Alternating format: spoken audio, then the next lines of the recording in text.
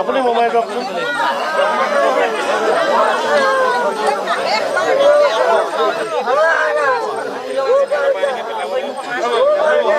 মুখখন নেলাগে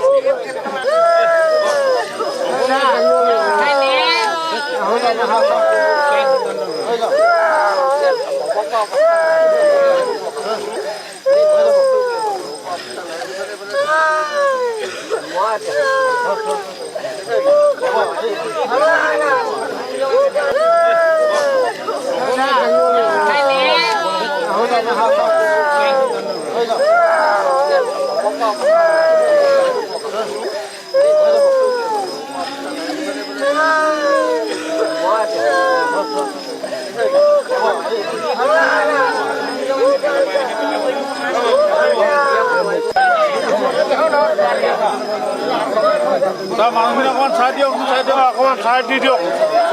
আপুনি মোবাইল আপুনি মোবাইল কওকচোন।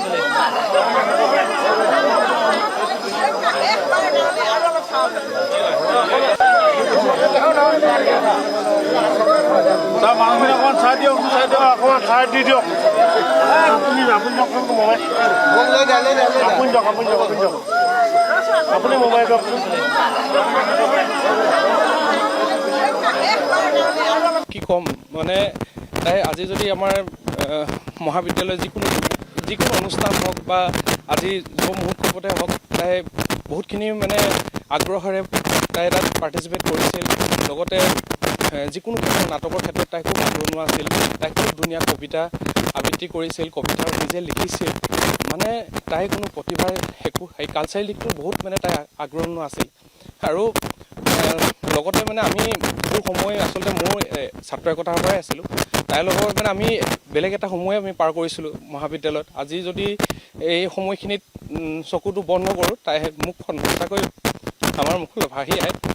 আৰু আজি বহুত সুখ প্ৰকাশ কৰিছোঁ।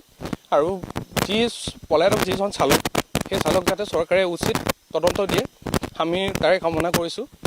চৰকাৰক আমি অনুৰোধ কৰিছোঁ যাতে সোনকালে তেওঁক বিচাৰি উলিয়াওক আৰু দোষীয়ে শাস্তি পৰক।